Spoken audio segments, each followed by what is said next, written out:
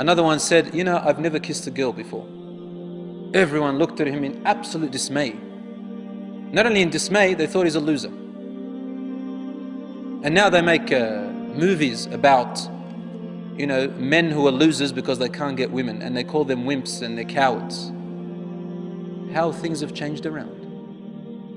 Where women have lost their absolute value, men have lost their value, and this type of behavior is considered to be noble and courageous. Allahu Akbar. You're a warrior, you're a hero if you can serve your lusts and temptations. And then you have issues of rape and crime, and then you've got laws, especially in Western countries, that can't even solve anything. Just the other day I read in the paper about a man who was convicted in the court of law in Sweden. He was convicted of rape. You know what kind of rape? It says that the woman, she agreed to have intercourse with him. But, excuse me for the expression, he used some kind of contraception, I don't want to say its name, and the contraception broke. Based on that, she won in the court by claiming rape, even with her consent. So now their own laws can't even solve their own problems. They bring more laws that bring more problems for them. And Allah says in the Quran, والله يريد أن يتوب عليكم ويريد الذين يتبعون الشهوات أن تميلوا ميلا عظيما يريد الله أن يخفف عنكم وخلق الإنسان ضعيفا. Those who follow their own lusts and temptations, they want to lead you astray, away very far. Allah wants to lessen the burden off your shoulders. He doesn't want you to fall into harm. He doesn't want you to fall into predicaments where you can't climb out of. يُرِيدُ اللَّهُ أَن يُخَفِّفَ عَنْكُمْ. These laws in our deen are only there to protect you.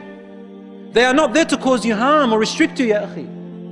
They are there to protect you because there's so much harm out there. وَخُلِقَ الْإِنسَانُ ضَعِيفًا. Allah also tells us, follow my laws because you're weak. You're weak. Pass them and follow my guidance. I'm there for you. Like what your father and mother do. To keep you away from fire, keep you away from harm. They restrict you and place boundaries around you. We need boundaries from Allah, otherwise we fall into harm. And then there's AIDS, and there's HIV, and there is unwanted pregnancies by girls who are only 13 years old. 13, 12. 12, 13. And what happens to the child? They put up for adoption. The child grows up without a father or mother. What oppression! What oppression!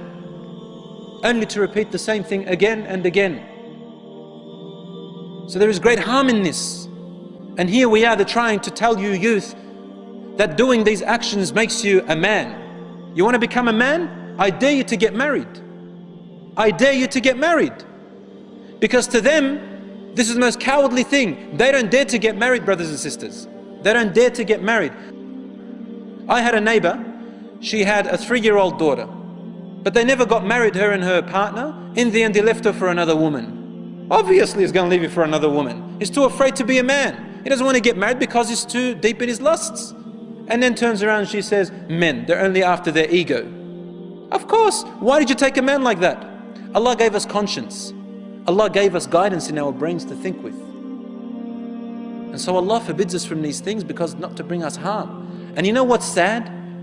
Unfortunately, 80% of the time, majority of the time, women are the victims. Women are the victims in this situation. So you can see it's reversed now. What does the man want? The man wants to use and abuse the woman. Use and abuse the woman. And you know what? If these young girls were able to look inside and read what's in the mind of young men these days, wallah, I don't think any of them will even hang around as much as 10 kilometers away from a man, close to a man. They wouldn't want to. But the men, they like to deceive women, wicked men. They like to deceive women, wicked men, non-God-fearing we're talking about. And then you get this poor woman who thinks that, he's my boyfriend. We're going to stroll in, this is the image she has in her head. We're going to stroll in the park.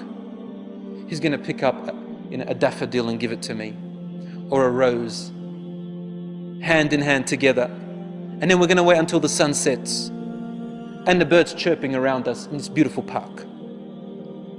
Poor thing. This is what she thinks, right?